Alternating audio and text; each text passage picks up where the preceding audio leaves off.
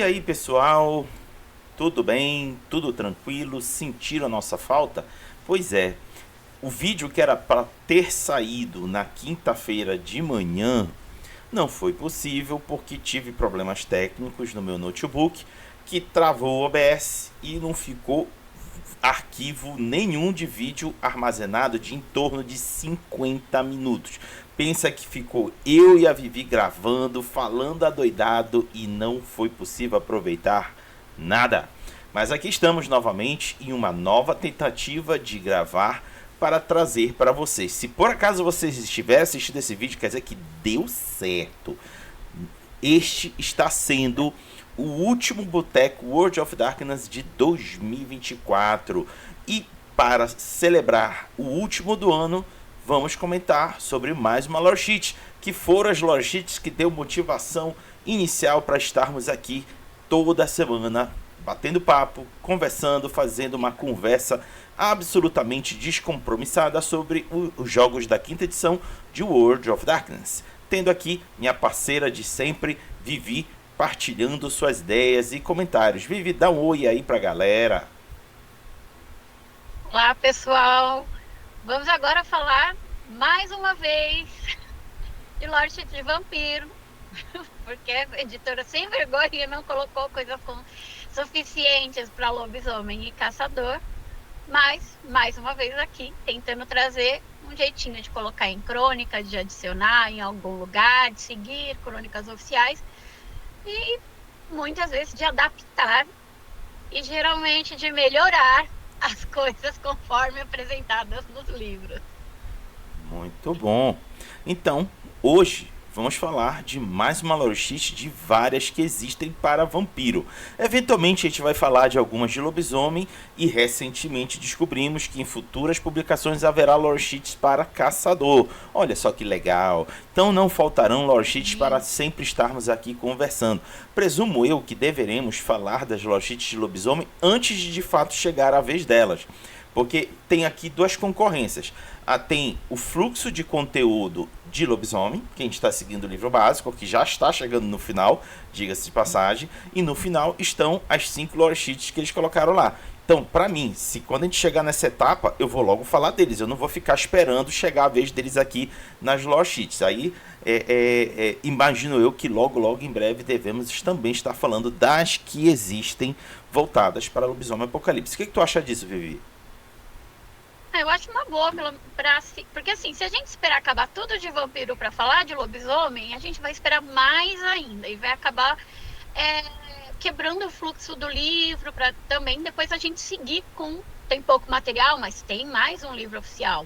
Sim. Né? Ou talvez tirar alguma coisa de aventuras oficiais que saíram, que vocês derem ideia. E tipo, já estou eu aqui jogando trabalho no colo do Rabi. Mas eu acho melhor sim a gente falar para fazer sentido, principalmente para quem só escuta de lobisomem, que gosta do cenário, não gosta dos outros. E também, né, se dermos sortes de sair material de Hunter, né, antes da gente finalizar tudo que tem de vampiro, de também fazer a mesma coisa com Hunter, que segue um fluxo para os jogadores desses sistemas. Exatamente. Mas olha, Vivi, eu já tenho planos futuros. Claro que não vai ser agora, porque ainda tem bastante conteúdo, tanto de lobisomem quanto de caçador, para ser coberto. Mas eu tenho para mim que, eventualmente, quando a gente findar ou um ou outro, a gente possa pegar livros específicos e reservar uma vez por mês para falar deles. E aí a gente deixa a comunidade escolher o que eles gostariam que a gente pegasse para vir aqui esmiuçar e comentar. O que tu acha, Vivi? Eu acho uma boa, gente. Eu acho uma boa. Então pronto. Falar de Mundo das Trevas é muito bom. Muito bom. Então. Aliás, pro último do ano, como a gente fala que sempre, nunca tem álcool nesse boteco, para não quebrar a minha fama de quem bebe muito café, especialmente pro último do ano, para brindar com vocês, eu fiz um Irish Coffee, que nada mais é do que uísque, café e creme. Olha então, só. Pelo menos eu desse lado vou beber algo alcoólico, dando pontapé inicial aqui na real bebedeira. E, por favor, se você for menor de 18 anos, não beba. Verdade. Se beber, não dirija. Não dirija. Enfim, alguém de fato bebendo bebida alcoólica nesse boteco. Eis que foi a primeira pessoa que vi. Tá. Perfeito. Dito isso, vamos então para o conteúdo deste vídeo, que é a lore sheet A Capela de Hartford. Esta lore sheet, ela é uma de 2 lore sheets disponibilizadas num arquivo digital que foi fornecido para quem comprou o jogo digital Swansong. O Swansong foi um de vários jogos digitais desenvolvidos e lançados para Vampiro à Máscara. E aí, ele era meio que um jogo interligado com, inclusive, os jogos lançados para o New York by Night, Nova York. Teve Coterris de Nova York. Tu chegaste a ver qual era aquele outro jogo que lançou os La Sombra, Vivi? Ai, eu vou pegar aqui. Não tem problema. E aí, depois desses 2 voltados para Nova York, eles lançaram esse Swansong, que é voltado para a cidade de Boston. E aí alguém pergunta, Raga, essas cidades ficam muito longe de uma da outra? Sim e não. Vou mostrar aqui para vocês onde é que eles estão localizados. Vou abrir aqui, vamos aqui abrir o Google Maps, já até coloquei lá no território dos Estados Unidos, para vocês darem uma olhada junto com a gente. Tá aqui, ó, todo o território dos Estados Unidos. E Boston, a cidade de Boston, fica na costa leste dos Estados Unidos. Bem aqui, olha, no estado de Massachusetts. Boston é uma das primeiras cidades fundadas na ocupação e colonização da América pelos ingleses. E naturalmente eles têm um histórico de área portuária e tudo mais. E todo o Swansong gira em torno dos membros da Camarilla que formam a Boston. Vocês vão ver que por mais que a gente vá direcionar os nossos comentários para essa lore sheet que é voltada para o clã Tremé, mas acaba se girando sempre com essa Camarilla de Boston, que é uma Camarilla que tem fortes laços com a Tríade. A Tríade era um movimento de membros vindos da Inglaterra que tinham laços muito fortes com Mithras, o Ventru fortíssimo que comandou por muito tempo a Inglaterra e que naturalmente na hora de espalhar seus tentáculos, séculos seus e pessoas que ele influenciava vieram para os Estados Unidos. E Boston e várias cidades em volta tiveram pessoas integrantes dessa tríade, que eram conhecidos como a Camarilla Britânica, por causa desse laço com Mithras. E essa lore sheet dessa capela de Hartford, ela se localiza, eu estou aqui meio que adiantando o assunto, mas estou aproveitando o mapa para mostrar para vocês. Essa capela que eles extratam, ela é uma, deixa eu só conferir aqui, tá fugindo a minha visão. Tem Providência, um dia desse eu olhei, Vivi, não me lembro mais onde é que fiquei. Tá aqui, Hartford, olha, Hartford é uma cidade que ela não fica no estado de Massachusetts, ela fica no estado de Connecticut. Aí alguém se pergunta, caraca, Raga, quer dizer que essa cidade, que inclusive é a capital do estado de Connecticut, está fortemente influenciada pela Camarilla de Boston? Sim e não. Vocês vão ver ao longo da lore sheet que no começo tinha forte influência, mas aos poucos foi se libertando em função dos eventos que giram em torno dessa região. Mas basicamente a Swansong e o arquivo digital que a gente tem aqui para compartilhar com vocês trata dessa região aqui como um todo, mas com um olhar bem voltado para a cidade de Boston. Vivi, seus comentários. Bem, só para falar que o jogo é o Sombras de Nova York, ou Shadows of New York, e eu tinha esquecido mesmo de pesquisar.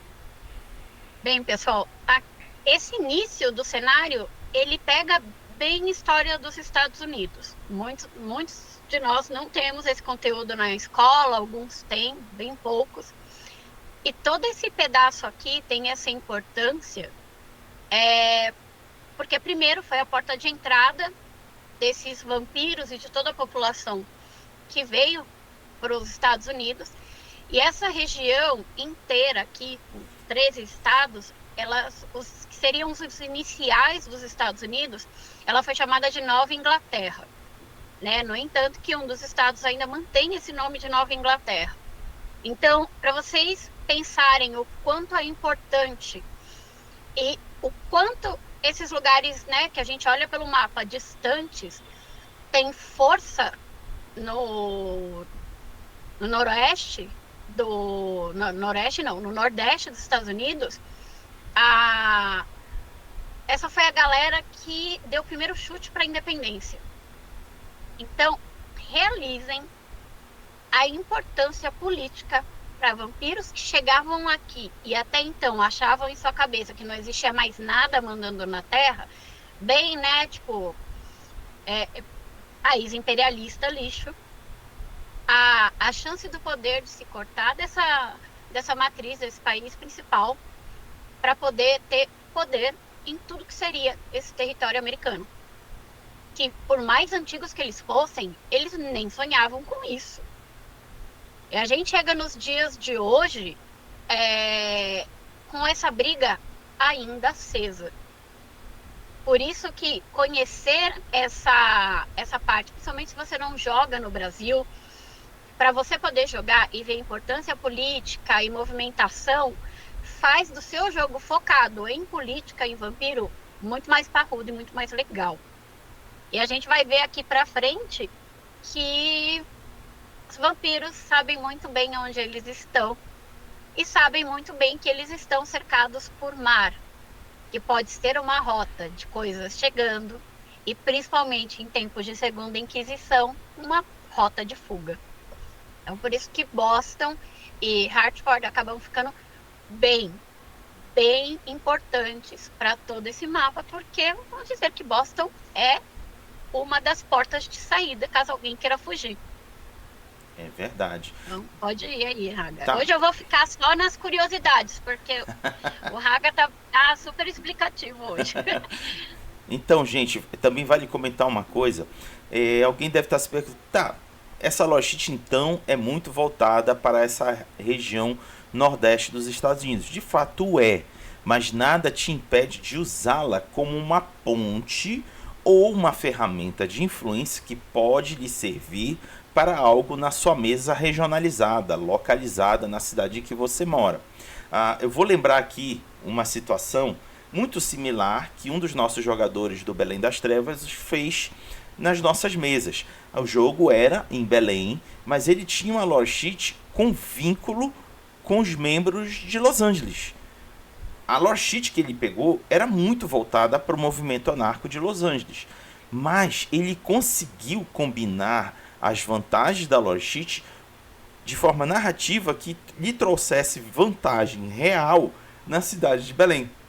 Achei super legal. Então vocês podem ter em mente esta lore sheet que nós iremos apresentar a vocês, identificar o que ela pode servir de vantagem para você em alguma outra mesa em qualquer parte do globo terrestre e sempre de preferência na sua cidade onde você mora e alguma parte aqui do Brasil. O que tu acha disso, Vivi? Gente, e assim, o Brasil tem 60 portos de grande capacidade para chegar navios grandes e de todos os cantos. O de Curitiba a gente conhece mais, geralmente é o que mais xinga, porque as nossas coisas compradas param tudo por lá. Mas assim, você tem porto em Pernambuco, porto no Amazonas, aonde você quiser colocar. Mesmo que a sua cidade seja central, você viu que é só conectar a sua região a algum desses portos. Jogando na internet você conhece a lista de todos e as diferenças de todos. Até vale a pena pesquisar isso para fazer. E assim, é totalmente adaptável. Vocês vão ver conforme a gente vai falando. Jogar em qualquer país, mas né, a gente aqui fala sempre que, tipo, por que sair fora se a gente tem um país gigante, cheio de cultura e que dá para usar muito bem em mesas do mundo das trevas. Muito bom. Então agora a gente vai mostrar para vocês, apresentar a descrição da lore sheet, a capela de Hartford. Lembrando que por mais que a gente vá falar de uma capela Tremere, ela não é uma lore sheet dedicada ao clã Tremere. Qualquer vampiro de qualquer clã pode ter relação com essa lordship como vantagem. E o que é que ela descreve aqui pra gente? Os membros dominantes em Hartford e New Haven, cidades do estado de Connecticut, sendo a primeira a capital do estado, eram da Liga Gemini, um consórcio eleito predominantemente consistindo de Ventru e Tremere, que administram os domínios de Connecticut, que se engajam nas cenas criptografadas, apertos de mão e rituais de sociedades secretas mortais, e desejam nada mais do que o isolamento esplêndido, distante da politicagem dos membros de vampiros menores. Quando arrastados para eventos além do reino deles, eles respondem com ferocidade e frustração. Nestas noites, o sucessor natural da Liga Gemini é a Capela Hartford, embora as ligações entre os Tremere de Hartford e os Ventru de New Haven permaneça forte. Aqui fica bem descrito, pessoal, que essa lordship é para você, se quiser, ter um personagem habitando a região do estado de Connecticut, tendo ou a capital do estado, que é Hartford, ou uma cidade próxima, mas tão importante quanto, que é New Haven, como domínio, como área de influência. E aí você pode ter o seu personagem sendo do clã Tremere, do clã Ventru ou algum outro clã aliado a esses que foram chamados de Liga Gemini. Vocês vão ver mais à frente que foi uma coterie que inicialmente se estabeleceu ali em Hartford, ampliaram seu domínio e estão praticamente hoje chamando de principado, mas ainda não chamam, porque ainda não foram reconhecidos como tal. E quem poderá talvez reconhecê-los é a Camarilla de Boston. E aí a confusão está armada, muita intriga, muitas dívidas e muitas bênçãos a serem prometidas. Vivi, o que tu acha dessa descrição inicial? Olha, eu gostei dela, porque ela fala do que está ligado à lordship. Ela apresenta a capela. Ela, ok, que ela cita materiais que estão no livro ou que você pode entrar em contato com outro personagem ao longo do jogo, né? E que vai pedir que você tenha algum conhecimento disso para poder aprofundar o uso. Mas a gente tem lordship que não explica nada, né? Então, pelo menos essa daqui, te dando uma situação da cidade, ela já ajuda bastante para o jogador pegar. E o fato dela não ser exclusiva a Tremere, ela permite que você faça no seu cenário.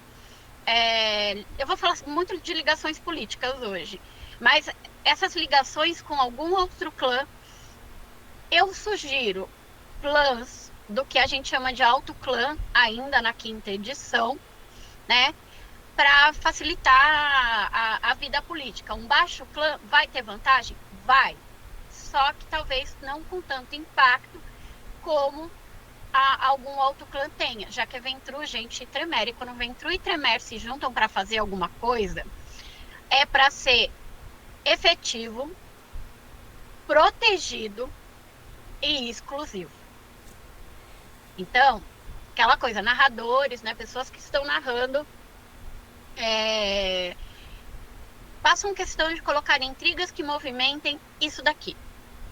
E que seja importante esse isolamento, essa entrada em briga em momentos estratégicos e tentáculos para fora desses dois clãs, para que vale a pena a pessoa pegar, né? A pessoa que está jogando pegar. Mas a gente vai falar um pouco mais da capela, porque também, né, como a gente tem um livro dedicado ao jogo que saiu junto, a gente, graças a Caim, tem informações sobre que diabos é a capela no cenário. Porque geralmente vem umas lorships que não tem nada. Então vamos aproveitar que dessa vez a gente tem um texto mais robusto. A diagramação desse livro é um pouco diferente. Ela é mais pesada, ele é muito mais ilustrado que os outros. E infelizmente a lordship não está no formato tradicional que a gente pede, né? Que a gente fala e que a empresa enche a nossa paciência para ter. Então, quando você vai ler direto no livro, pode ser... Parece só um capítulo aleatório e ela pode passar batido. Essa daqui é só termo de curiosidade mesmo. Mas, O Raga, retoma aí a palavra. Tá. Antes da gente continuar aqui, eu acho que é importante também localizar vocês geograficamente novamente sobre Hartford e New Haven. Vou mostrar aqui novamente o mapa do Google Earth. E aí também vou trazer aqui algumas informações populacionais. Ajudam a entender por que eles ainda não foram reconhecidos como propriamente um principado. Olha aqui, vou mostrar aqui para vocês. Deixa eu botar aqui.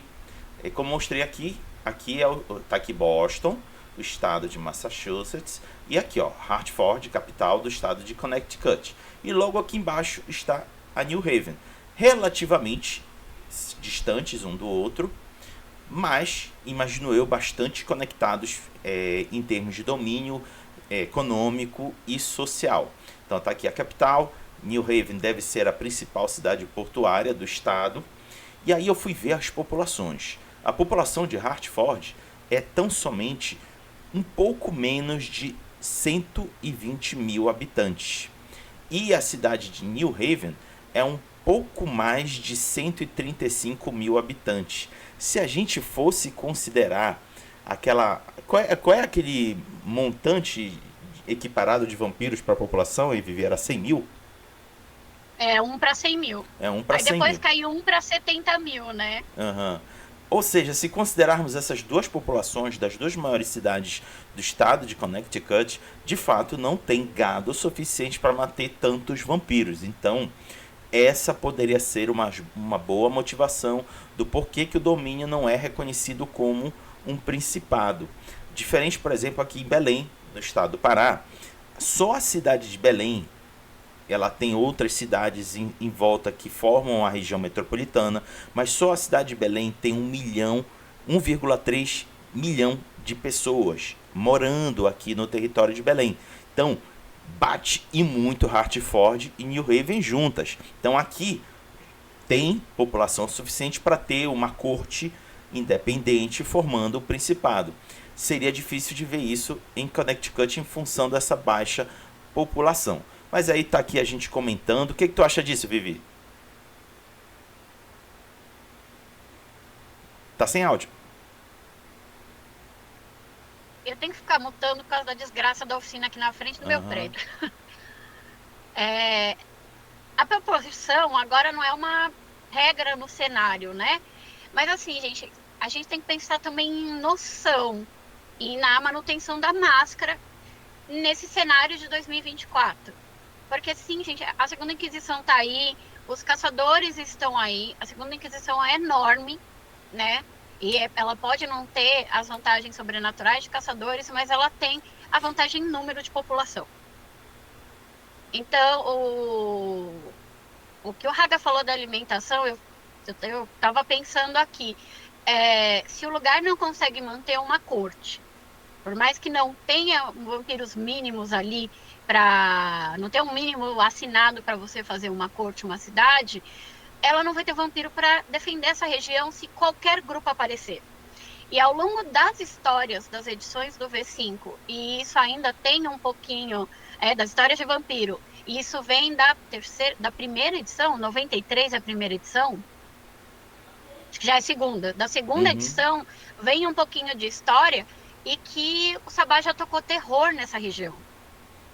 Então, para você ter uma corte, cobrar a praxis de alguém, a Camarilla é um clube secreto, gente. É um Rotary Club, é uma maçonaria, é qualquer coisa que a gente possa pensar, assim, atualmente, né? Rosa Cruz e tudo mais. Ela não vai deixar um ponto fraco para problema dela. Ela prefere não chamar de torre, deixa aqueles vampiros soltos respondendo... não chamar de corte, deixa eles soltos respondendo à torre, porque se é uma cidade, uma corte, e eles berrarem ajuda, as outras cidades vão ter que ajudar. E não colocando um nome, o famoso não rotulando o relacionamento. A Camarilla pode pensar se vale a pena, a Camarilla de Boston, e ajudar ou não, tanto quanto a Camarilla de Washington pode pensar em ajudar ou não. Então, principalmente na quinta edição, a gente já viu isso muitas vezes no jogo de vampiro e ficava de lado. Mas a movimentação da Camarilla e desses clãs, principalmente do Ventru, é o que eu falei.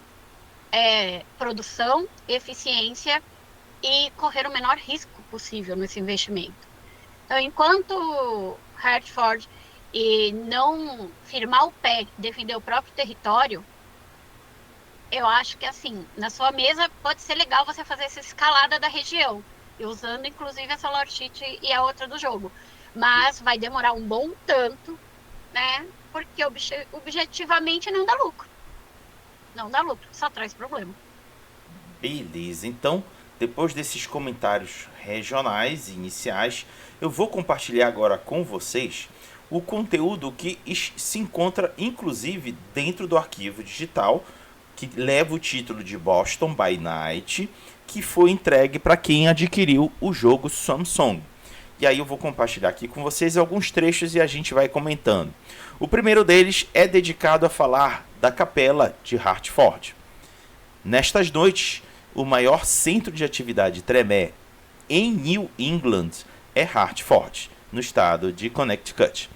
Desde o início deles, a Liga Gemini, lembra que eu comentei para vocês o que era a Liga Gemini, foi uma coterie reclusa, liderada pelo Sangue Azul, de mentalidade fiscalizadora, e os feiticeiros estudiosos de New Haven e Hertford, no estado de Connecticut, nomeados após o Clube Gemini, no qual eles formaram.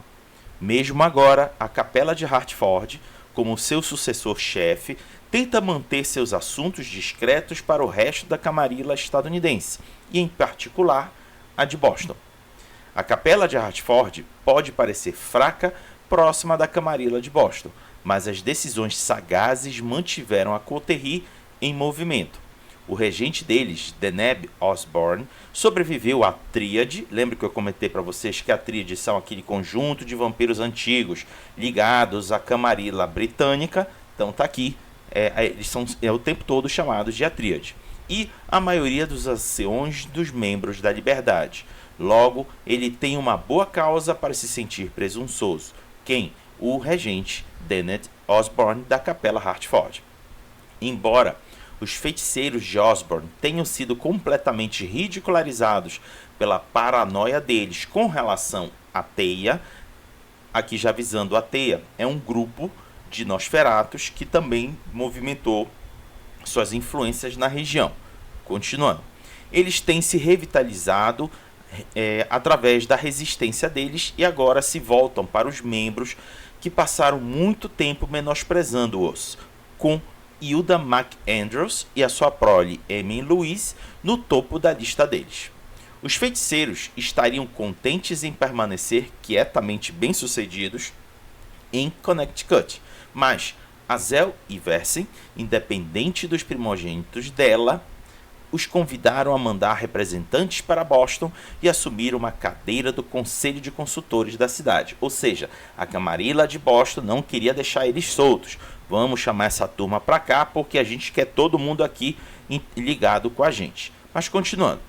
Tendo aprendido isso recentemente, os primogênitos de Boston estão ultrajados. Eles são a camarilla de Boston. Esses recém-chegados são mais baratas que conseguiram resistir à explosão, mas não são membros respeitáveis, e especialmente não iguais. A Capela de Hertford cautelosamente aborda a oferta, tendo rapidamente descoberto que isso faz parte do jogo de Verse, para unir todos os membros de Boston e espalhar esse plano para a New England como um todo. A New England, como a Vivi falou, é todos esses estados aí do nordeste dos Estados Unidos que foram as primeiras terras colonizadas pelos ingleses, por isso que era chamada de New England. A capela não quer qualquer liderança senão a sua, mas eles estão contentes em ser bonzinhos nos esforços de pagar o débito deles para com a camarilla de Boston, ao mesmo tempo mantendo os olhos deles abertos para os antigos espiões inimigos. Eles entraram em contato com o primogênito Tremé da Jansiaca lá de Boston, no esforço de criar uma passagem segura de informação entre as cidades. E aí tá aí essa parte inicial falando da capela. Ficou claro que, só para reforçar para vocês, eles têm origem na formação da coterie da Liga Gemini, que tem um Ventru e os demais de Tremé.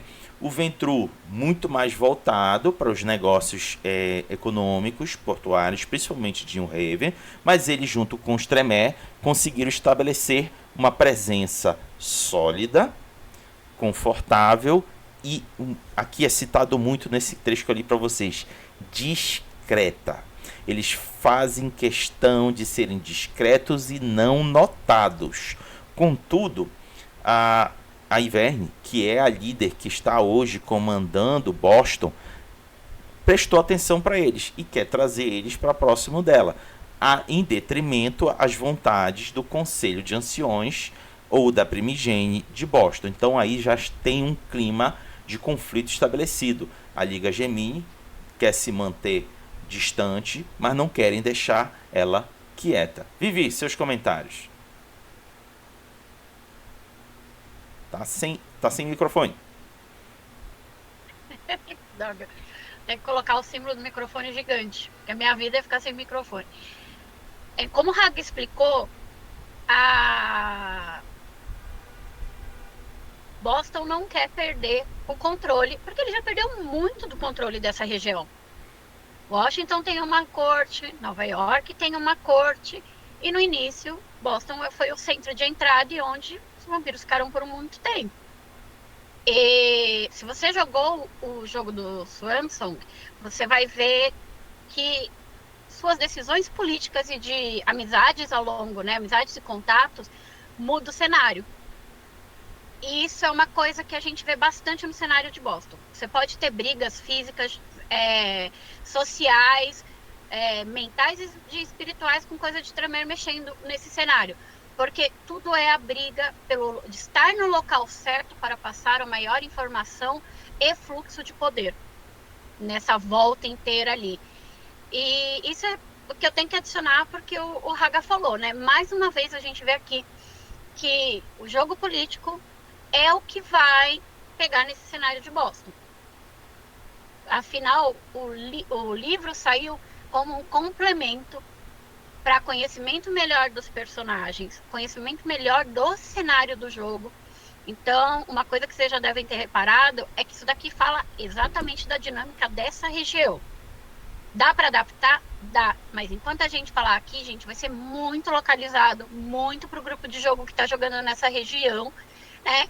O bom disso é que a gente consegue ter bastante informação para adaptar para outro lugar. Mas se você gosta de jogar aqui, pode parecer repetido, porque essa questão de comando vai, mais uma vez, aparecer várias vezes, porque é o ponto forte.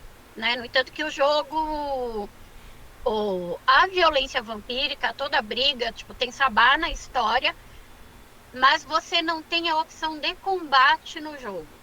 Então, para quem está lendo aqui, pode achar que isso, para um personagem mais marcial, mais de porradaria, essa logística é inútil. Mas a gente vai ver na hora que chegar nos níveis se é ou não. E vai falar muito de Capela, de Tremere e de Ventru, gente. Eu sei que tem gente que não gosta, mas nessas horas a gente tem que deixar a preferência de clã para o lado e ver que, gente, Ventru e Tremere, e principalmente o Ventru, são os que mantiveram a estrutura para fazer o que sobrou dos vampiros no auge da Segunda Inquisição chegar até hoje. Tremere nunca toma a frente de nada, mas eles estão ali do ladinho do Ventru fazendo combate. Porque afinal o Ventru aguenta a porrada, dar a porrada é coisa de Tremere. É verdade, é verdade. Então, dando continuidade ao conteúdo relacionado com a Capela de Hartford, comecei avançando e aí percebi que eu só iria encontrar conteúdo dos Tremere da Capela de Hartford se eu buscasse sobre a Liga Gemini. Lembrando, a Liga Gemini é a coterie formada pelo Ventru mais os Tremere da Capela Hartford. E aí vou trazer aqui pequenos trechos textuais para compartilhar com vocês. O primeiro trecho é o seguinte: a Camarilla de New England nunca existiu em grande quantidade, em grande parte devido às abduções, assassinatos e incursões do Sabá nos domínios predominantemente protegidos, pobremente protegidos, melhor dizendo, levando a existência deles como dois movimentos de submundo: os membros da Liberdade, em Massachusetts, o estado lá onde fica o Boston, os quais, através de sabotagem e politicagem, tentaram minar e expulsar Quentin King e os apoiadores dele da Tríade, ou seja, estamos falando aí da Camarilla Britânica, e uma coterie nomeada de Liga Gemini em New Haven, Connecticut, a qual, através de uma combinação de financiamento Ventru e rituais Tremé, protegeu o domínio deles, mas cada vez mais se isolou. Por trás de todos eles, uma grande coterie anteriormente conhecida como a Teia, acreditada por ser uma exclusivamente de assuntos Nosferatu, embora eles nunca declararam sua quantidade e filiação, espiou seus pares inimigos. Para estas noites, poucos conseguiriam fazer uma estimativa sobre a rede de alianças e objetivos, embora alguns acreditem que eles eram uma gangue anarco enorme procurando colocar toda a facção contra a outra pelo tempo que ela manteve todos, além de si mesmo, fracos. Aqui um rápido comentário sobre esse parágrafo. Percebe-se que tem 4 grupos com força na região.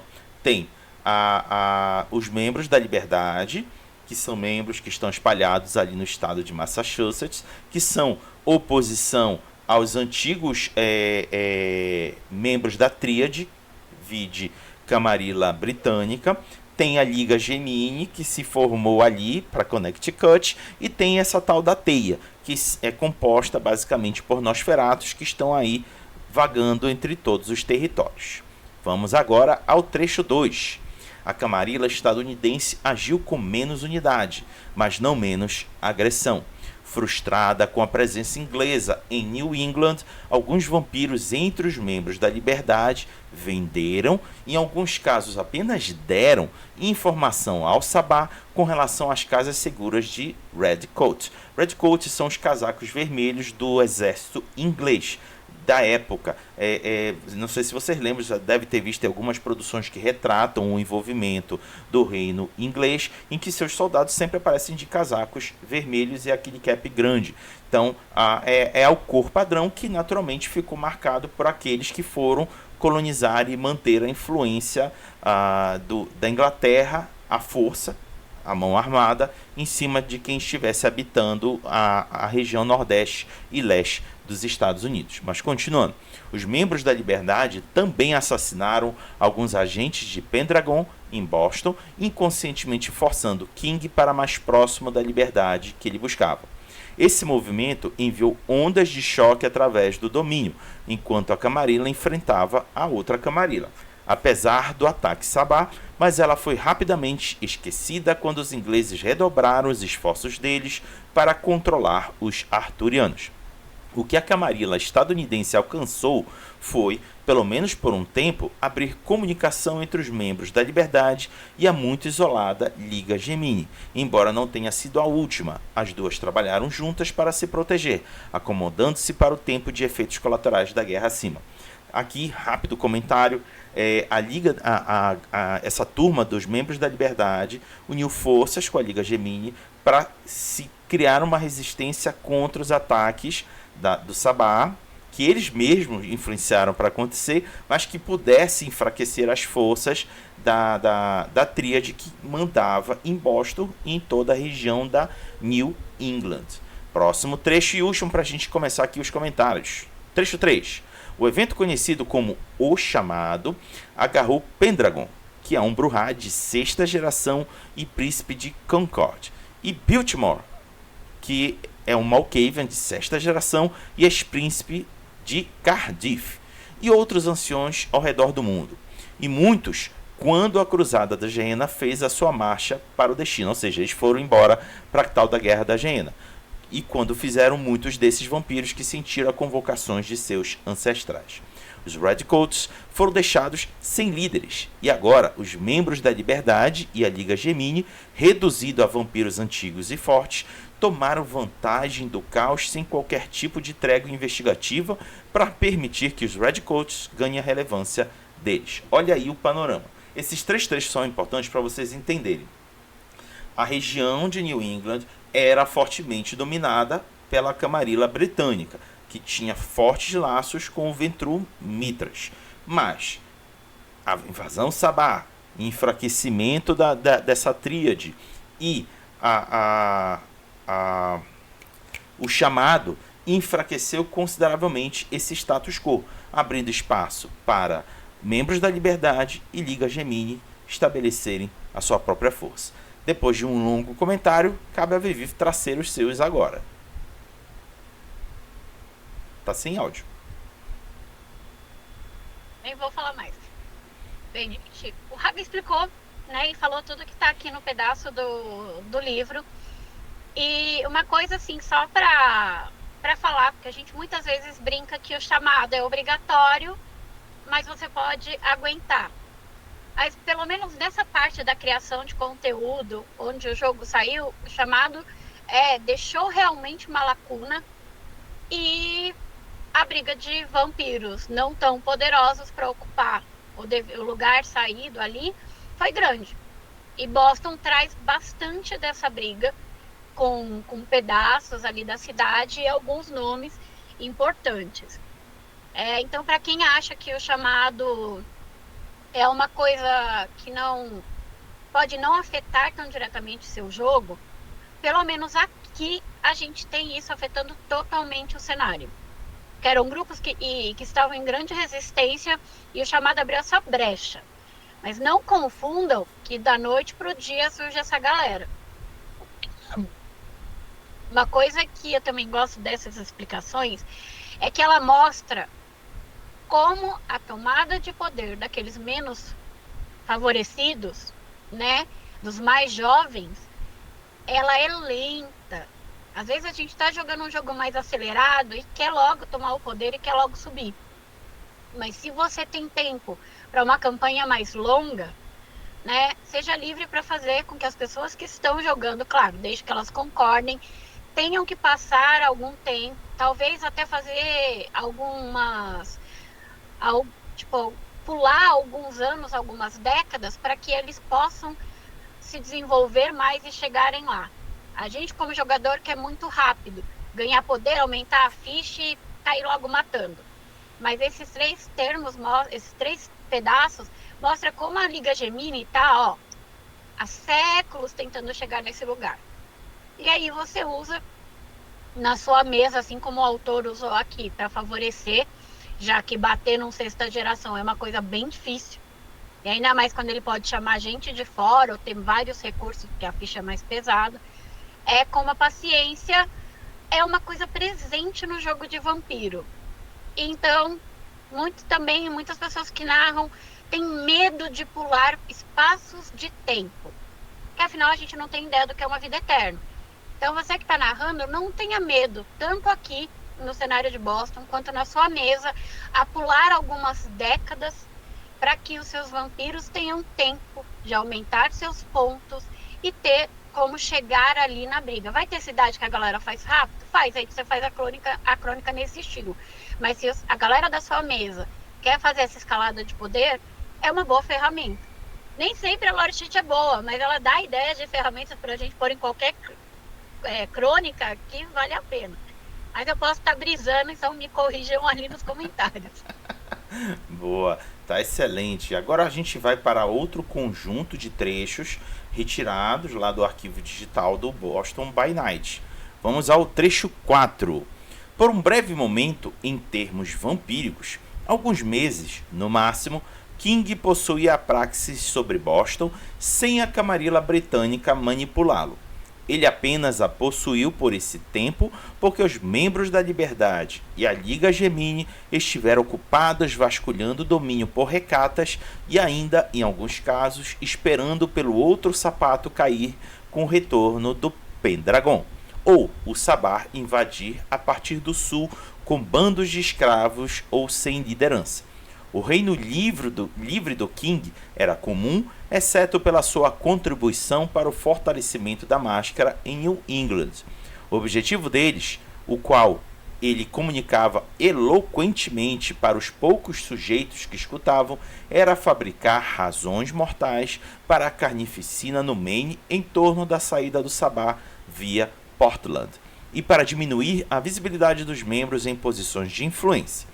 Apesar dos defeitos dele, o rei alcançou o que ele se propôs fazer. e ao assim fazer, enfraqueceu a influência dos Recata sobre os vampiros de alto perfil, pois eles tomaram os nomes deles das escrituras de propriedades, diretorias de empresas e, nos casos extremamente declarados, o mais comum entre os tipos artísticos Bruhá e Toreador, começou a realizar procurações via mortais. Entretanto, ele estava com o tempo emprestado, com os membros da Liberdade, nunca esquecendo a função dele como marionete da Camarilla britânica. Olha só que interessante. Aqui já coloca um conflito direto da Capela Hartford, a Liga Gemini, já falando dela, contra os Recata. Imagino eu, considerando região portuária, considerando o histórico de formação do clã Giovanni, antes deles virem a formar a coalizão que veio a se chamar de clã Recata, devam ter se estabelecido aí também nessa área.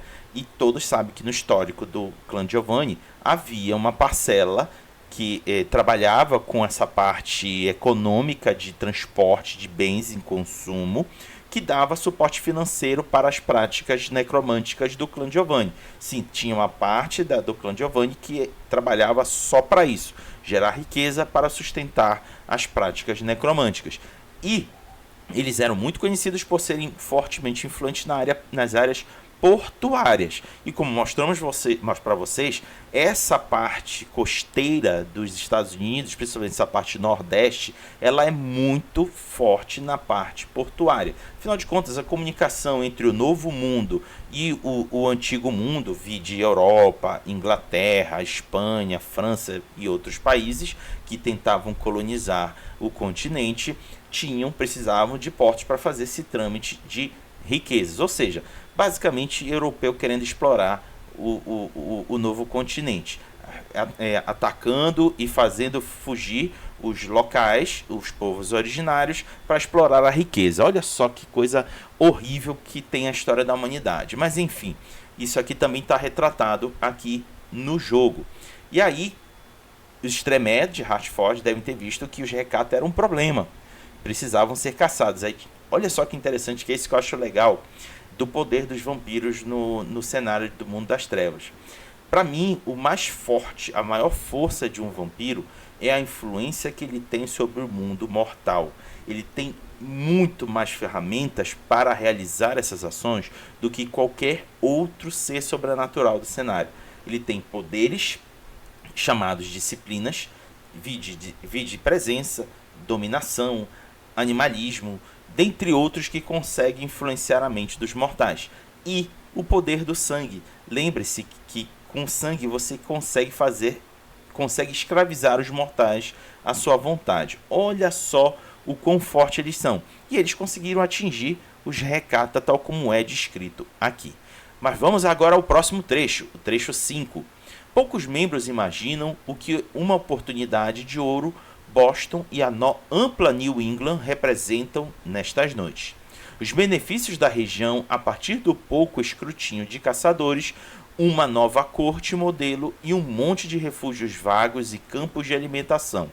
Quando os poderosos membros desapareceram da noite para o dia, os vampiros remanescentes não se apressaram em preencher a lacuna. Em alguns casos, eles resistiram por lealdade ou medo dos membros ausentes, e por essa razão, alguns espaços do mapa permanecem não tomados. Em outros casos, ninguém sabia com certeza quem possuía o que abaixo de Quentin King, e com a partida dele, ninguém provavelmente descobrirá por medo de pisar nos pés de alguém.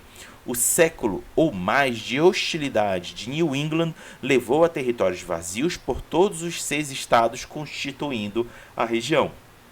Disponibilizar uma coterie recém-chegada cria algumas ondas e trabalha no concerto com a nova princesa, anteriormente dos membros da Liberdade. Ou seja, a nova princesa fazia parte daquele grupo que queria derrubar a Tríade, ou os Tremere de Hartford, antigamente conhecidos como Liga Gemini. O lugar poderia se tornar um paraíso em ambos os sentidos da palavra. E por fim, o trecho 6 diz o seguinte: Iversen é uma princesa popular se comparada com o predecessor dela, mas a fragmentação contínua imbatível até com as guerras de New England se encerrando. A Camarilla se quebra em linhas de lealdade com os membros da Liberdade e a Liga Gemini, agora não existentes, rudemente substituídas pela Camarilla de Boston e a Capela de Hartford. Olha só que interessante. A tríade não mais lidera a Camarilla britânica, ou se eles o fazem, eles o estão assim fazendo a partir de um lugar de grande sigilo. E os Redcoats desintegrados como uma força. A teia se silenciou no pós-desastre da ShrekNet. Para quem não sabe, foi o evento que deu início ao vazamento de informações para a Segunda Inquisição saber aonde os vampiros estavam. Mas continuando, com a sociedade vampírica se livrando de quaisquer redes baseadas em internet e os outros membros dentro da seita seguem as suas marcas únicas de elitismo, o que eles alegam ser para a melhoria do domínio. Vários bandos conflituosos de anarcos representam a seita, mas fazê-lo cortejando diferentes filosofias e nenhuma unidade. As forças externas ainda desejam Boston, New Haven, Worcester e Providence, e acreditam no breve mandato de Vessen como princesa e estar maduro para cair.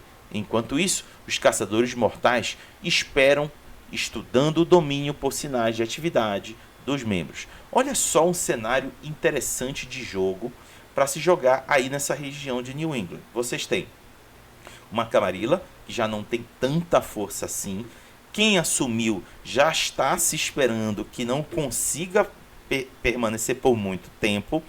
Tem aí a Connecticut com os Tremere de Hertford já vislumbrando independência com relação à Camarilla como um todo, independência no sentido deles mesmos formarem seus próprios domínios. Tem anarcos começando a se proliferar e ocupar. Tem Sabá e tem a Segunda Inquisição que está só na miúda, observando e vendo a melhor momento para mostrar a sua presença. Olha só que interessante. Vivi, seus comentários. Raga, eu não tenho nada a adicionar, nem curiosidade nesse pedaço. É só mesmo que tipo, Boston é um prato cheio. Ou se você trouxer esses dilemas para alguma região, gente, são ganchos e narrativas que pode agradar qualquer tipo de jogador. Então, vem com a gente falar da Lore Sheet. Não, eu vou até complementar uma coisa, Vivi, que achei super interessante. Tem aí várias estruturas de domínio espalhadas que você pode, se quiser jogar nesse cenário de New England, uma aventura cheia de circunstâncias. Como falei para vocês, o estado de Connecticut muito dominada pelos Tremere. A Massachusetts dominada pelos membros da Liberdade que conseguiram colocar a sua membra mais iminente como princesa de Boston. Tem o poder anterior reduzido, mas ainda presente, que são os Redcoats ligados à Camarilla britânica. Cara, 3 forças na região disputando influência e domínio. Isso dá muito pano para jogo, né, Vivi? Nossa, muito, muito. É isso mesmo. E, gente, plano pro jogo, a gente não tá falando só de quem tá narrando, viu? Vocês, jogadores, podem fazer e conversar com as pessoas que narram para criar personagens assim muito diversos. Então é legal. Mais uma vez a gente fala de sentar e combinar, porque é um cenário que dá para fazer muita gente única, muito vampiro único para poder mexer. Dá mesmo. Só de ver uma Capela Tremere querendo independência. Caraca! Geralmente a gente viu os Tremere se mobilizando para formar uma estrutura rígida para ter a Camarilla como seu escudo.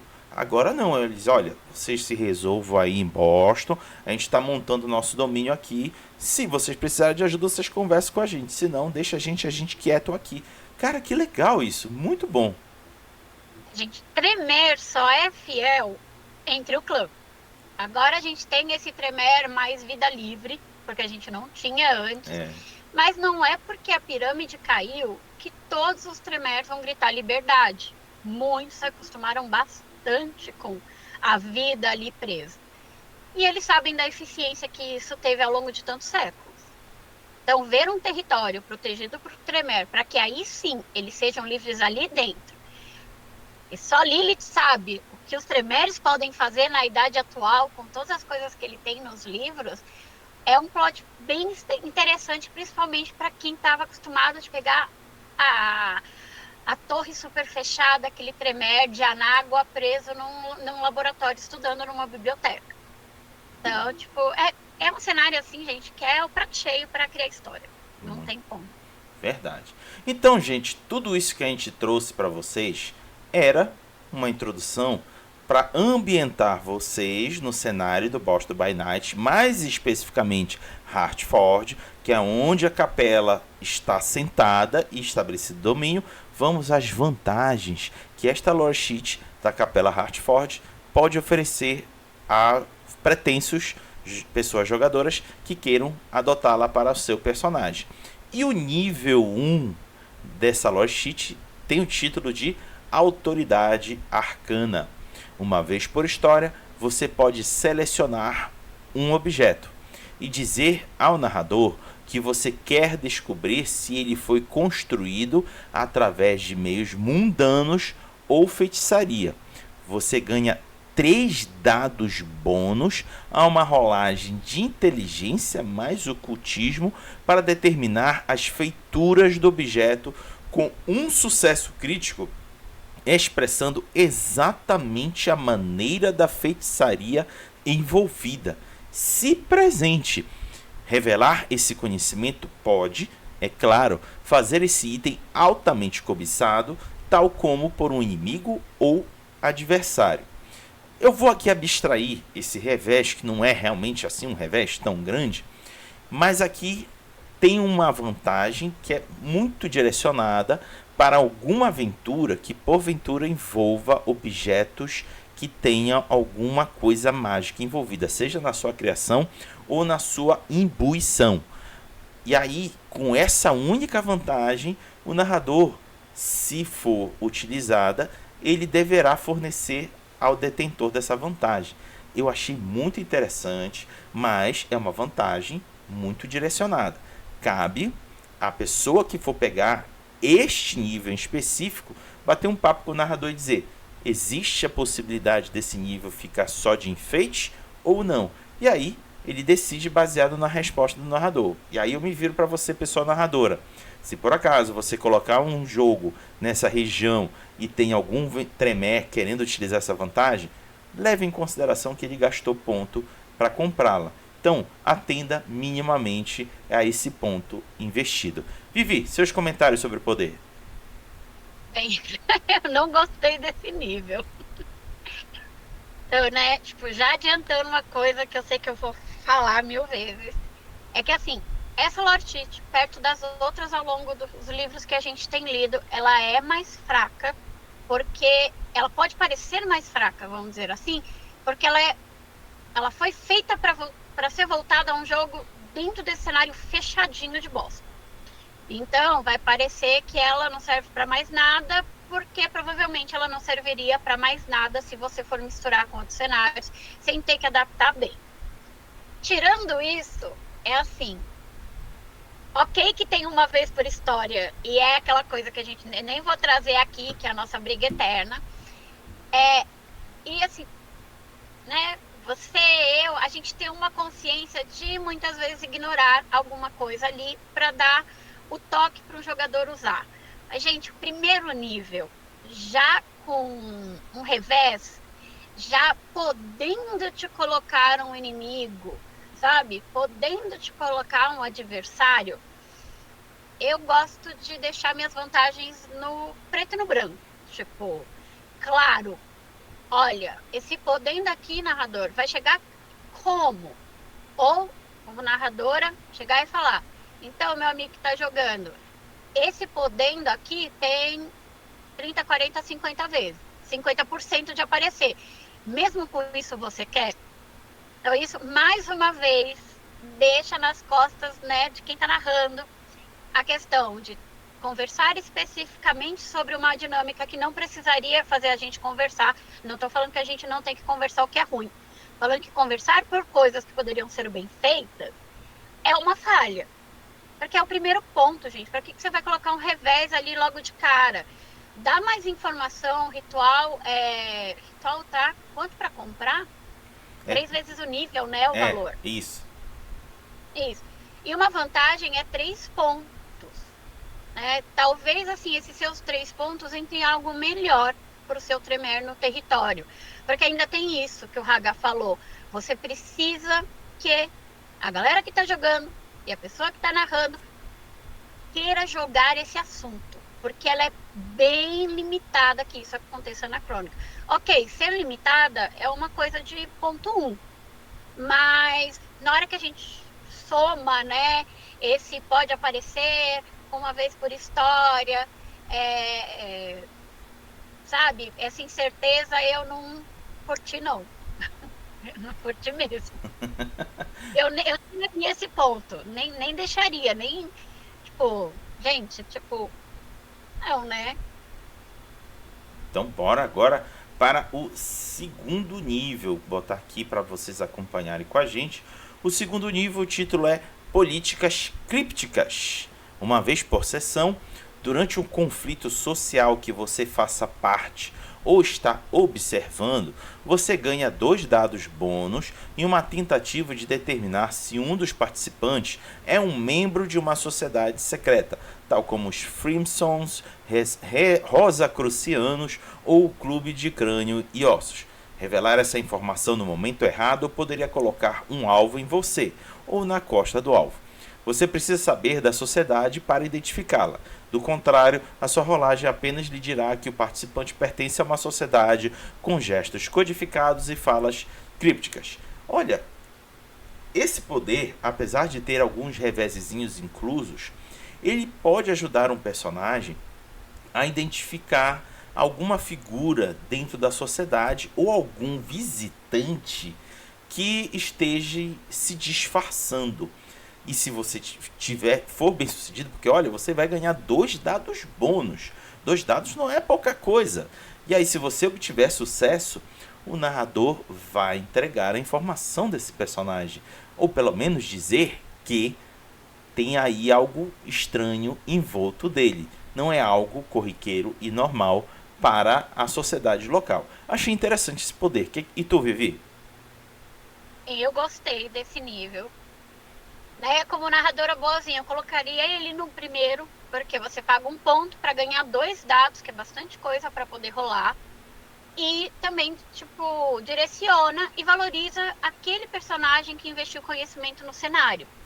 Então, né, ele colocou algumas especializações no background, ele pegou pedaços do cenário e ele não caiu ali de paraquedas só porque, tipo, meu senhor morreu, tô aqui para vingar. Não tô falando que é um background ruim, gente. Mas estar ali, ter base no cenário, ajuda muito a fazer o cenário legal e jogável. E vocês, narradores, tipo, usem isso, esses vínculos com o cenário para criar seus jogos. Então, assim, eu gostei, eu colocaria no 1, né? Para você paga 1 ponto, ganha 2 dados, porque aqui já são, né? Tipo, se você for evoluir para cá, são 3 pontos, mais 3 pontos, 6 pontos que você gastou. Né? Ou logo de cara, 6 pontos. Poderia comprar 2 especializações sua ou aumentar a sua parada de dado. Então, acho que como 1 ponto ele seria perfeito. Mas ele, assim, ele é o último jogo. Principalmente no jogo com tanta política e com tanta coisa investigativa do que está acontecendo. E que mostra que, assim, por muito tempo as pessoas, os vampiros pensaram para poder atacar. Então, isso daqui é bem útil. Com certeza, muito útil. Nossa, isso dá aqui um olho de Tandera muito interessante. Sabe o que é o pior? Você falou do olho de Tandera buscando, né? Uhum. Quando eu li, né, de gestos e comportamentos, eu só conseguia pensar daquele vídeo, se vocês colocarem na internet, né, o Silly Walk. E maçom se cumprimentando, do Monty Python. Vocês vão entender o quanto pode ser ridículo, porque são vídeos de humor, e humor inglês, que é bem ácido e gosta de criticar os outros. Mas como essas coisas de sociedades secretas e símbolos e se autoconhecer por, tipo, pontinho na assinatura, por um aperto de mão com o polegar posicionado em outros cantos. Sim, gente, eles são usados. E você pode, assim, até no momento de descontração na sua mesa, claro, não quebrando o clima, colocar que às vezes é uma coisa tola que os personagens fazem, tola do cotidiano, não estou falando, tipo, tola de boba, é uma rotina do cotidiano que, pela demora de tempo, alguém vai pegar. Se vocês tiverem paciência, não precisa falar inglês, porque é só gesto, não tem texto, mas é o silly walk e maçom se cumprimentando. O maçom se cumprimentando, eu não lembro qual que é o nome em inglês. Mas assim, gente, se vocês são de alguma dessas ordens secretas, por favor, está aberto na mídia. Eu não tenho nada a ver, não estou criticando onde vocês se metem. Não joguem hate em mim. Boa. Até porque geralmente isso é coisa de homem. Então vamos agora ao próximo. Deixa eu botar aqui. O próximo, botando aqui, o nível 3 é na praça. Você se beneficia de um aliado de 4 pontos de uma sociedade secreta, tal como os Cavaleiros Templários ou uma tradição de magos. Caraca, uma tradição de magos. Entretanto, para manter essa aliança, você deve comparecer a um encontro com esse aliado pelo menos uma vez por história e fornecer à sociedade um ponto de recursos, deduzido de seus recursos pelo resto da história ou no começo da próxima história, na forma de um artefato arcano ou inteligência. Esse conhecimento também lhe fornece um símbolo de filiação nessa sociedade, se você desejar entrar totalmente. Ela requer um gasto maior e deve ser lidada sob os antecedentes de contatos e influência. Vivi, eu não sei, assim, eu fiquei em dúvida quando eu vi esse nível, porque ter aliado é muito bom, pode ser muito útil a depender das situações que os membros poderão ter que lidar, mas ter que pagar esse imposto, essa taxa de filiação uma vez por história, às vezes pode ser aquele plano de saúde que tu tá pagando anualmente, mas tu não usa uma vez sequer. É por isso que colocar uma vez por história é uma bosta. Se colocasse, tipo, por alguma coisa que tá ali definido bonitinho e que tá claro pra gente saber, a gente como narrador, a gente como jogador, ia ser muito melhor esse ponto. Porque, assim, infelizmente, a gente sabe que essas ordens, principalmente as mais históricas, elas são formadas por uma classe alta, né? Tem umas aí de classe média, mas, gente, geralmente é classe alta, de pessoas brancas, homens. Então, o que eu achei mais perto de uma realidade, de um jogo como Vampiro, que não é, que acontece na atualidade na sociedade humana, é eles cobrarem essa grana. Porque, assim, essas sociedades são elitistas, gente. E acho que por 3 pontos, um aliado 4, com mais um ponto de, assim, na matemática, por mais um ponto de recursos, ele não vai valer a pena, porque na verdade vai te custar 6 pontos para um aliado 4. E você compra um aliado 4 com 4 pontos sem revés.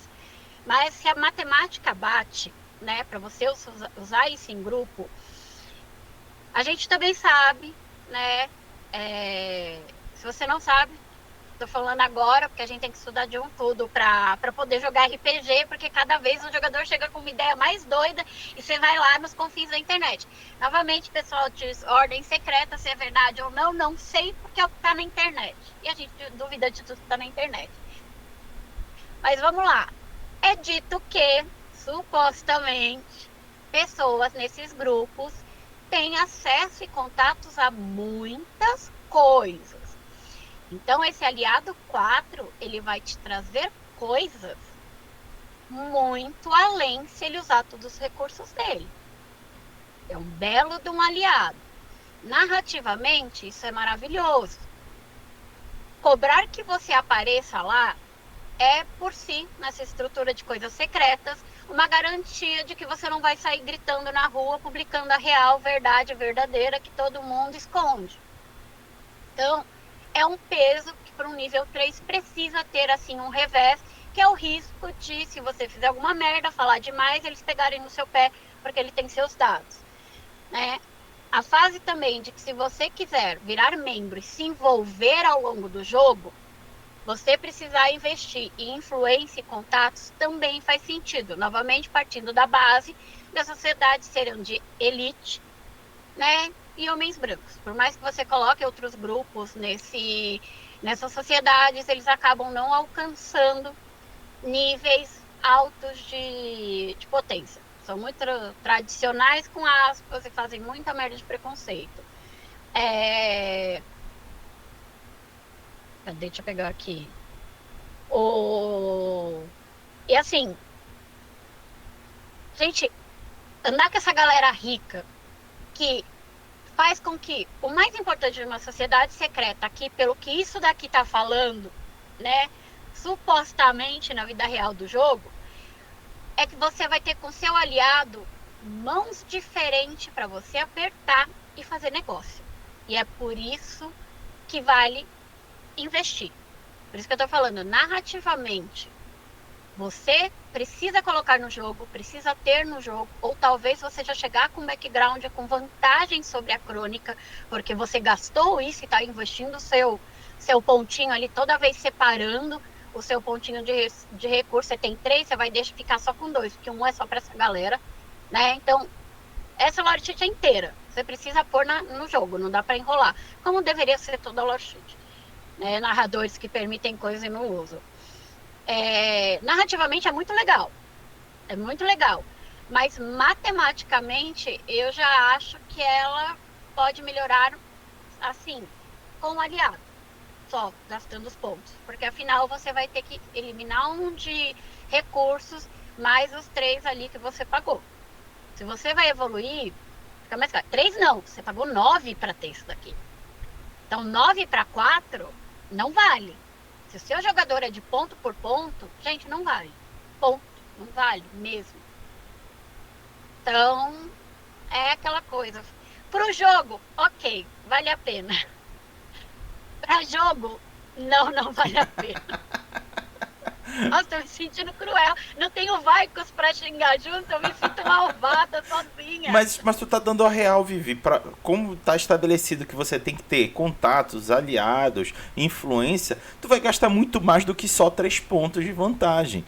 Tem aí um conjunto que tá te demandando em ser investido. E aí, se você quiser real ter esses aliados à sua mão, é o preço a se pagar. Bem aquela coisa, pessoa que tá narrando, pessoa narradora, se você permite essa lore sheet, saiba que você está assumindo um compromisso de fazer valer cada ponto dela, porque é uma lore sheet que não é tanto para o jogador, ela é para que esse cenário flua. E um vampiro novo, pode ser uma criança da noite, um ancila, tenha chance de fluir nesse cenário. Porque, por mais que aconteceu o Beckoning, ainda tem gente velha nesse lugar. Uhum. Então, é uma briga que pode ser bem feia. É isso mesmo. Vamos agora ao nível 2. Opa, minto, ao nível 4. O nível 4, deixa eu olhar aqui, tem o título de A Capela. Você pode usar a Capela de Hartford como um refúgio de 3 pontos com acesso à biblioteca, a qual em troca reduz o custo de aprender novos rituais de feitiçaria do sangue para o novo ritual de feitiçaria do sangue vezes 3. De forma a manter esse benefício, você deve ser um membro de boa reputação da sua facção. Esse benefício se aplica independente de seu clã. Égua, Vivi, eu achei isso muito forte. Muito assim, forte. Vale a pena. Mana do céu, porque vale isso aqui, como tá dizendo, independente de seu clã. Você vai estar comprando ritual de feitiçaria a custo baixíssimo. Gente, esse -1 aqui é -1 nível. É. Então você economiza, tipo, 3 pontos. Gente, pra ritual, isso é muito. É assim, 4 para ter 3 de recurso, para ter 3 de refúgio, não, gente. Aqui na matemática fica muito boa. Porque você tem um refúgio 3 protegido, tem uma biblioteca nele. Uma biblioteca que é tremé. capela, exato, que é de uma capela. E assim, seu personagem, obviamente que você pode ali, quem tá narrando, ou até um outro colega que tá jogando de Tremere, ficar meio de olhinho torto pra você. Mas assim, gente, sabe? Tipo, beijinho no ombro pro recalque passa longe. Você tá ali, você tem acesso, você foi autorizado. Então qualquer um com meu Deus, feitiçaria do sangue, pode desenvolver seu ritual, você tá num lugar perfeito. Então, assim, tanto narrativamente. E assim, gente, o revés dele é: não seja um otário, não seja um babaca. Literalmente isso, sabe? Mantenha sua educação e não coloque esse lugar em risco. Não aconselho para jogador merdeiro, né? Inconsequente, Ou um dia né? que você tiver meio puto com seu chefe no trabalho, repense se você quer fazer alguma coisa para aprender ritual nessa capela, né? Só para não surtar um pouco no jogo, porque a gente, né, às vezes deixa o personagem mais doido porque a gente tá puto na vida, para não fazer bagunça. Mas assim, o revés é mínimo para um quarto bom. Pequeniníssimo. Vale, E gente. detalhe. Vale porque é ao longo de tudo. E detalhe, Vivi, além da vantagem mecânica que está descrito aí nesse nível, tem a vantagem narrativista. Qual é? Só de você estar frequentando uma capela, já se auto-justifica você evoluir a sua habilidade de ocultismo. Sim. Você não tem que precisar fazer ações paralelas, de chegar assim pro narrador: quero fazer isso para justificar minha futura compra de habilidade de ocultismo. Não, mano! É só tu dizer: olha, narrador, eu, ao menos uma vez por semana, vou na biblioteca estudar. Tá justificado, mano. Tá justificadíssimo. Porra, caramba, esse... Não, tipo, eu gostei do 3 ali, mas o 4, e ele tá bom no nível 4, gente. Ele tá bom. Podia ter um revés até mais grave. E o revés dele tá ali ok. Né? Nossa, o revés tá super leve. Tá revés de nível 2, de nível 3 no máximo. Olha, comparativamente... Assim, esse vale a pena. Vale. Comparativamente, eu acho que esse é se não um dos melhores, se não o melhor nível 4 já visto em Loshit por aqui. Sim, é um dos melhores, sim. Eu precisaria colocar ali do lado do O Caminho e da Little Siblings pra gente poder ver. Pra poder fazer uma comparação. As melhores coisas. Mas assim, com certeza ele tá na lista dos top 5. Muito bom. Vamos então agora para o nível 5. O nível 5 tem o título de Senhor Presidente. Você foi eleito para uma posição de autoridade na sua facção, expressando os seus pontos de status em todos os domínios dentro da New England, ou seja, em qual for a sua facção esteja presente. Égua, só 3 linhas, mas 3... Eu traduzi de... não, olha, eu esqueci de traduzir o resto. Bora traduzir aqui no automático, bora lá. E 2 pontos de Retainer, que era mesmo... Retainer é... Lacaio. 2 pontos de lacaio de lealdade completa. E você ganha um bônus de 2 dados nas tentativas para usar intimidação, liderança e persuasão para as rolagens relacionadas com essas habilidades. E em qualquer uma das indústrias financeiras da New England ou localidade apropriada. E todos os membros subordinados da facção. De forma a manter este conhecimento, você deve cortejar votos de outros vampiros na sua facção e não causar problemas e não fazer passar vergonha à facção. Se você for visto em frenesi, a sua posição é imediatamente cortada. Olha, é um nível razoavelmente forte, comparando que você tem várias cidades nos estados de New England. Só para vocês saberem, Massachusetts, Connecticut, Rhode Island, Portland, são ao todo 6 estados, não é pouca coisa. Então, se a sua facção estiver presente em várias cidades desses estados, seu status lhe dá esse poder de influência. E aí, além disso, tem essa possibilidade de você ganhar 2 dados bônus nas rolagens de intimidação, liderança e persuasão. Olha, isso aí dá muita coisa, mas eu acho que poderia ser um pouquinho mais. O que tu acha, Vivi?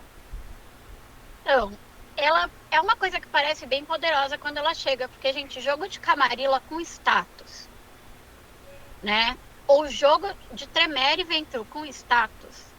Status, ele te leva longe em vampiro. Sim. Muitas vezes, você não tem potência de sangue, você não tem tanta disciplina, mas o seu status te salva.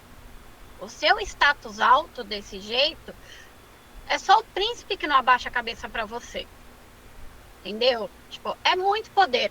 Mas assim, eu entendo que você deva ser punido se você entrar em frenesi num cargo que depende da sua liderança, da sua imagem, né? Porque são ações assim relacionadas à indústria que mantém essas regiões. E mais uma vez, a questão do poder. E poder atualmente hoje é dinheiro, pessoal. É dinheiro. É quem movimenta quem tem mais dinheiro. Só que eu acho assim, você investir 5 pontos para usar e deixar na chance de entrar em frenesi e perder tudo de uma vez, eu achei assim, um tanto pesado. Também achei. Precisa punir, sim, porque perder o controle quando você representa uma facção num território grande de 6 estados, quando você precisou e precisa manter conversando e angariando pessoas que te sustentem para manter essa posição, tanto um frenesi de fome quanto um frenesi de medo, vai fazer sim você perder essa imagem e ela ser quebrada, né? Como acontece com celebridades e pessoas famosas. Mas a gente sabe que cagadas de pessoas importantes, a cagada de alguém com status 4, pelos próprios meios onde ele domina, ela pode ser atenuada. Então, eu não acho que você perderia. Você teria um revés nesse seu status. E o que daria a chance do jogador que gastou aqui 15 pontos para ter que pegar, repensar o que levou ele a cagar aquela ação e reconstruir essa confiança, o que é feito em jogo, o que dá totalmente história, né? Claro, tomando cuidado para não ficar uma crônica, um jogo focado só na pessoa que escolheu isso, mas que você possa colocar de alguma forma, talvez até usando regra de projeto para ele reconstruir isso e não gastar tempo em sessão. Mas ele é narrativamente usável para evoluir o jogo. Então é por isso que assim, ela estava vindo muito boa, com o revés de você ativamente ter que manter isso no jogo, né? Ter um lugar ali específico. Gente, você dominar a indústria financeira é o que move a grana daquele lugar, seja comércio exterior, seja indústria de bar, seja qualquer lugar, gente, que faz grana, fazenda, né, artesanato, um dia, quem sabe, é muito bom, é muito poderoso, e o status 4 combado com isso fica bom e legal, porque ele ganha dado e tem o... mas eu posso gastar, mas você ganha 2 dados ali na hora de rolar, né, 3 habilidades, vale a pena. Mas tinha que ter uma frase para destruir o que estava bom. Eles tivessem escrito melhor. E escrito aqui que pode ser reconquistado de acordo com a interpretação. Ou pode ser reconquistado em 4 sessões, em 3 sessões. Sabe? Tipo, você perder imediatamente pode sim ocorrer, é passível. Uhum. Aqui quem tem poder, pessoal, dificilmente cai como uma coisa só. Principalmente num cenário como Boston, que tem tanta imagem e tanta movimentação de poder que ocorreu. e com espaços vagos, que também tem isso. Você nem precisa brigar por um lugar. Por isso que fala em qualquer localidade apropriada, que você pode, não precisa estar nessas cidades principais. Isso é tudo contato. Então, essa frase aqui, sem explicação, tendo que eles têm um desenho que ocupa todo o fim da página e podia ter mais texto. Então, é o que me deixou puta lendo isso. Eu fiquei muito puta com esse quinto nível. Porque, assim, podia pôr a punição? Sim, precisa. É um quinto nível, tem que ter revés. Mas não um revés desse que deixa assim, não foda-se, desculpa o termo, gente, mas deixa no foda-se, o narrador é quem tá jogando. Porque a gente entrar em frenesi, não digo que é rotineiro, mas é mais fácil na quinta edição. Muito. Ixi. Então, tipo assim, sabe, eu termino esse quinto nível me perguntando por quê? Por que fazer isso? Quem escreveu, por que destruir vários níveis dessa vida de conhecimento? Ainda mais considerando que eles fizeram um quarto nível show de bola. Quarto nível tão bom. Não, é assim. Eu tô me sentindo uma montanha russa, sabe? Sim, assim. É aquela coisa, né? A gente já devia estar acostumado a sofrer assim. A gente já devia estar muito acostumado. Mas não dá, gente. Coraçãozinho de narração, ele dói. Coraçãozinho de otimização de ficha, ele berra. Não tem como. Bom, só fazendo aqui o último comentário. Vocês viram ao longo dessas vantagens que é uma lore sheet que não é difícil de ser utilizada para outros vampiros de outras cidades. Por exemplo, aquele de quarto nível, nossa, é facinho. Se você mantiver relações constantes com a capela de Hartford, você o seu personagem morando no Brasil, combina de tempos em tempos uma viagem para a capela para estudar. E aí se vale da vantagem. Então não é uma lore sheet difícil de atrelar ao seu personagem e criar um vínculo narrativo do seu personagem com toda essa lore aí da New England. E agora vou deixar aqui também o espaço para Vivi fazer seus comentários finais e dizer o que é que ela anda fazendo para a galera poder acompanhá-la nas redes. Vivi! Gente, é assim, o cenário é rico, o material que saiu com o jogo, ele é muito bom para você narrar nesse cenário. Somente que ele pega coisas do passado, te dá ali, sem se apegar a edições antigas para você ter que buscar em livros, né? Mas essa lore sheet, assim, sabe, se a gente vai salvar 2 pontos, 3 pontos, ou ter que trabalhar nela para melhorar.